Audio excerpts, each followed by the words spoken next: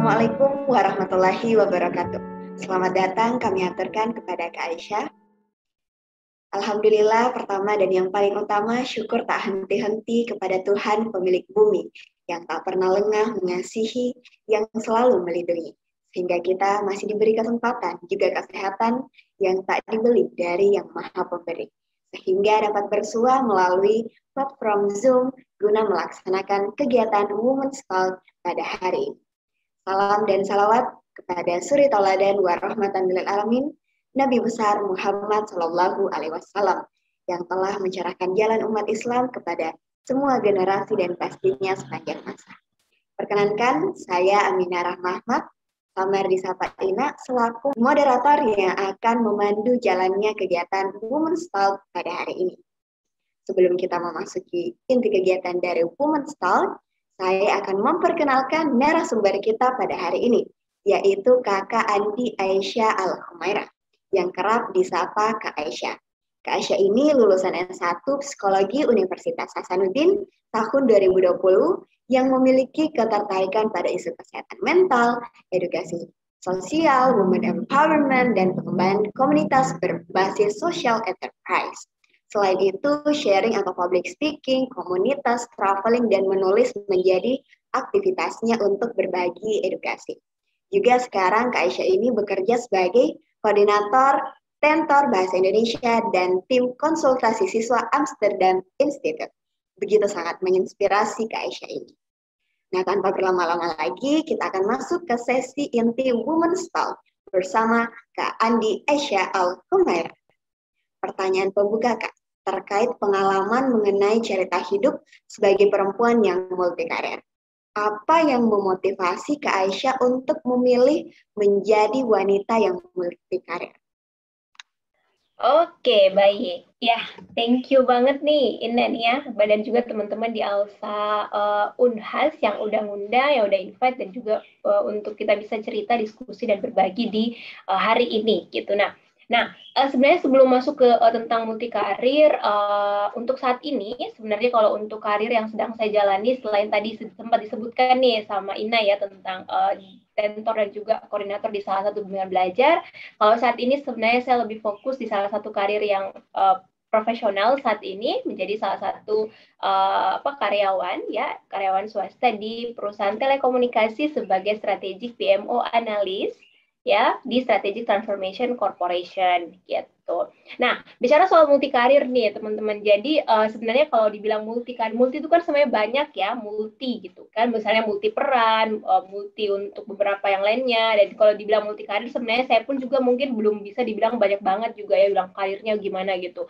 Cuman kalau multi kegiatan ya kayaknya emang ya kelihatan juga di beberapa aktivitas terakhir. Jadi saya mungkin cerita sedikit bahwa kalau saat ini fokusnya adalah sedang bekerja secara profesional sebagai seorang karyawan swasta di perusahaan, ya, sebagai employee di perusahaan, dan juga beberapa aktivitas lain misalnya seperti bawa materi, sebagai coach, sebagai trainer, kemudian juga ada beberapa proyek-proyek sosial dan juga komunitas yang sedang dibangun, dan saya rasa itu berjalan secara paralel dan bersamaan di beberapa waktu terakhir, dan mungkin itu ya disebut dengan multi karir dan juga multi aktivitas gitu, sehingga diperlukan beberapa resource untuk bisa improve tentang bagaimana memanage waktu dan memanage diri di beberapa peran tersebut. Nah, bicara soal apa yang memotivasi gitu kan, ini seru banget sebenarnya pertanyaannya, karena kadang-kadang ditanyakan kenapa sih mau sibuk kayak gitu, kadang kayak gitu mungkin sesimpel itu ya, kenapa sih mau sibuk, mau luangin waktu untuk hal tersebut gitu, emang apa yang sebenarnya sedang dicari atau apa segala macam.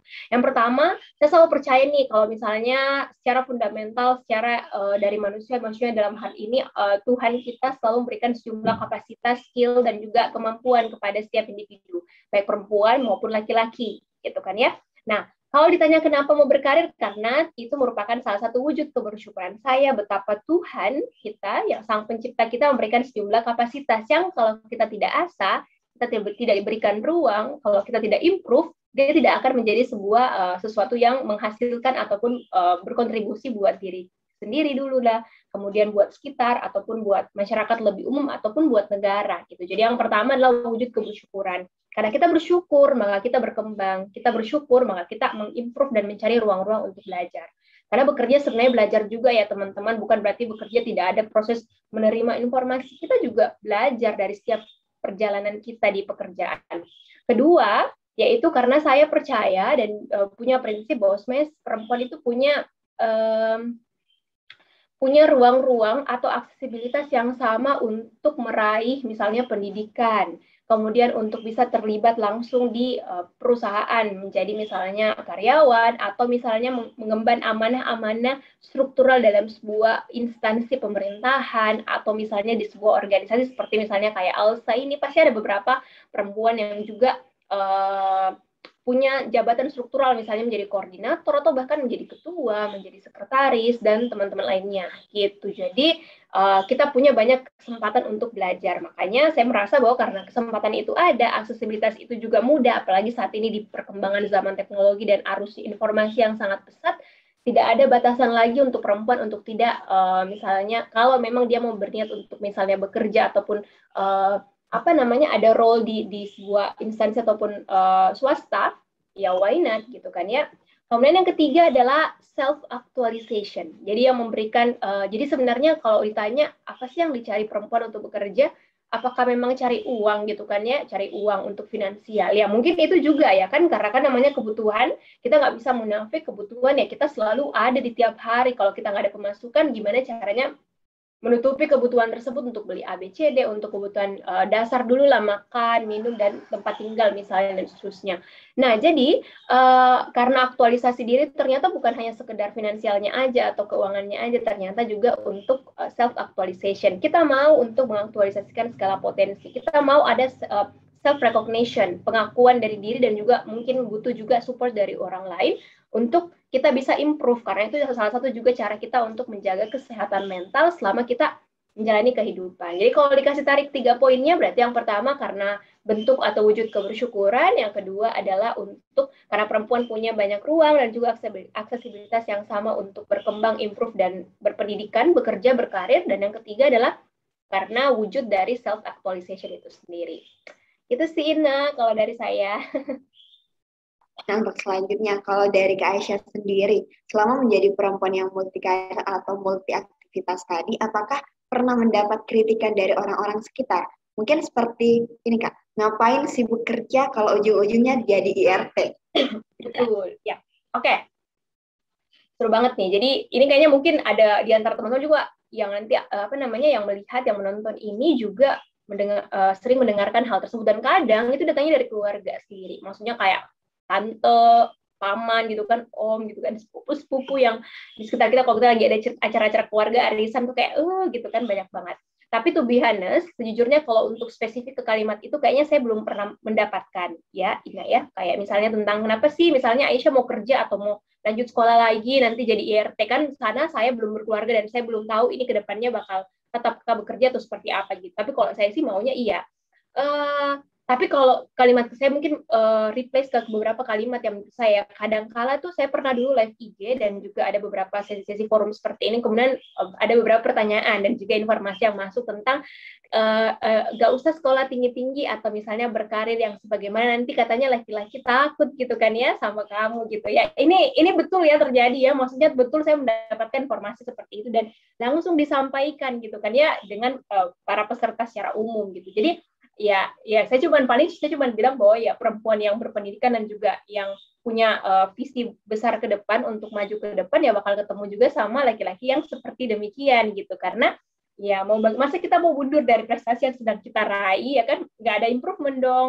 Harusnya ada yang ikut juga untuk improve. Kalaupun memang merasa seperti itu ya kamu gitu yang improve, atau kita sama-sama untuk improve bareng apa nih yang bisa kita kembangkan gitu. Sama yang kedua yang saya agak sedikit tidak terlalu respect, waktu itu juga sempat dapat kalimat tentang waktu itu saya kan aktif banget nih untuk bawa materi hampir di tiap minggu, di tiap weekend kayak gini tuh selalu ada. Jadi setelah kerja sampai Jumat, terus weekendnya tuh dipakai buat jadi coach atau jadi speaker gitu.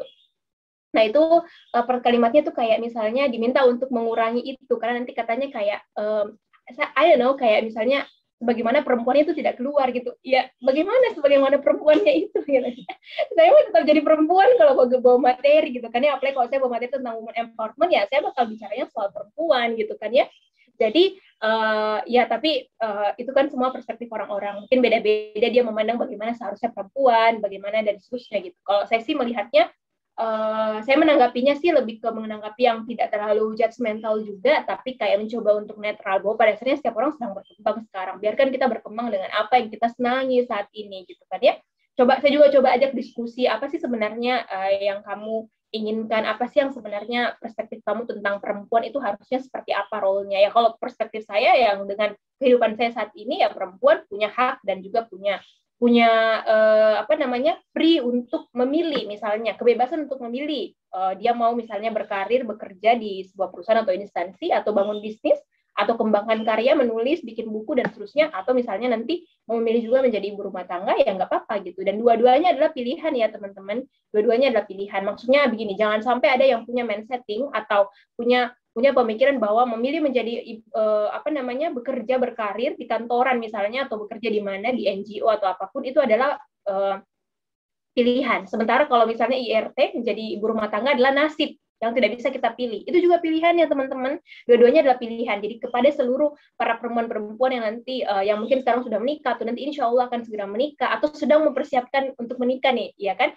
Itu berarti dua hal tersebut bukan, tidak ada yang menjadi nasib ataupun memang karena kehidupan gini jadinya gue dapatnya kayak gini. Enggak ada ya. Kalian pun menjadi IRT atau memilih untuk misalnya stay di rumah, mengurus anak ataupun mengurus keluarga, itu juga pilihan. Di mana pilihan itu kalian harus bisa mengenali konsekuensi dan resikonya. Ada beberapa. Menjadi wanita karir juga konsekuensinya banyak. Banyak hal yang berkaitan dengan keluarga yang mungkin akan dikompromikan gitu. Sementara untuk menjadi RT juga ada beberapa hal mungkin keinginan diri yang harus dikompromikan juga di tengah banyaknya tanggung jawab di keluarga. Jadi saya rasa itu semualah pilihan. Kita sebagai pribadi dewasa ya itulah, sebagai pribadi dewasa pasti punya kapasitas untuk memilih mana yang terbaik karena kita paling kenal diri kita, resource kita seperti apa. Gitu sih. Jadi kalau ada kalimat-kalimat kayak gitu sih, saya selalunya ajak diskusi aja dan tidak terlalu saya tidak terlalu mau berdebat karena mungkin perspektif kita hadir dengan informasi dan juga data yang berbeda. Gitu. Selanjutnya nih Kak, hambatan apa saja yang Kak Aisyah hadapi selama menjadi perempuan multi karir atau multi aktivitas ini? Lantas bagaimana cara untuk mengatasi hambatan tersebut Kak, sehingga bisa bertahan sampai saat ini? Oke, jadi sebenarnya kalau bicara soal hambatan atau kendala ya, kalau saya sebenarnya menganalisa, berpikir apa ya hambatannya. Sebenarnya sejauh ini saya bicara dulu kenyataannya. Kalau sejauh ini sih saya alhamdulillahnya ke-support dengan lingkungan ya Ina ya. Jadi kalau misalnya dari sisi kayak orang tua saya lahir dari ibu yang berkarir juga gitu. Mungkin karena itu juga ya modeling saya adalah ibu yang berkarir membesarkan 3 anak dengan segala kesibukan dan rutinitasnya, dan sekarang alhamdulillah anaknya udah berkarir semua juga masing-masing gitu kan ya. Jadi dan memang dari keluarga itu mendukung untuk berkarir gitu, perempuan untuk silahkan kamu mau apa, kamu senangnya apa, cari peluang-peluang di luar, kerjasama dengan banyak orang ya, kembangkan kapasitas. Jadi mungkin karena value keluarga seperti itu. Jadi kalau dari keluarga saya rasa justru mendukung untuk menjadi multi karir itu. Kemudian kalau saya lihat juga kalau dari sekeliling teman-teman organisasi atau teman-teman komunitas itu alhamdulillahnya semuanya mendukung, bahkan selalu bilang nih, ya nih Aisyah wanita karir gitu. Suka dari dulu di waktu kuliah, bahkan waktu kuliah yang saya belum bekerja selalu aja dibilangnya, ya ini Aisyah udah datang nih wanita karir kita nih gitu. Padahal kan belum bekerja, cuman karena beberapa kesibukan yang bersamaan jadi selalu dibilangnya itu labelnya wanita karir gitu. Terus sekeliling teman sahabat juga kayaknya tidak ada yang terlalu seperti apa gitu. Jadi memang semuanya mendukung. Cuman kalau dibilang hambatan mungkin datangnya dari itu tadi perspektif yang tadi Ina yang kita bahas di pertanyaan kedua, yang misalnya ada yang menjudge kenapa seperti ini atau misalnya menurunkan standarnya begitu, kayak harusnya perempuan seperti apa. Itu sih mungkin, tapi saya tidak terlalu menjadikan itu hambatan yang terlalu berarti dan membuat saya menjadi goyah ataupun menjadi kurang nyaman atau menjadi apa. Nggak ada, karena menurutku ya tiap orang berbeda. Selama saya tahu resource saya bisa menghandle ini, ya kenapa tidak, dan alhamdulillahnya kan yang lainnya juga tidak terbengkalai gitu. Itu sih Ina kalau dari saya.